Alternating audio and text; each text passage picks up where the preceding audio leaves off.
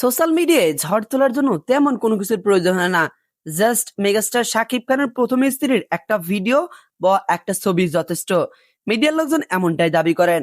হঠাৎ করে অপু বিশ্বাসের আর একটা নতুন লুক ভাইরাল হয়ে গেছে, যে লুকটা নিয়ে ইতিমধ্যে সোশ্যাল মিডিয়ায় যেন আলোচনার ঝড় বয়ে যাচ্ছে, তবে সবগুলোই পজিটিভ।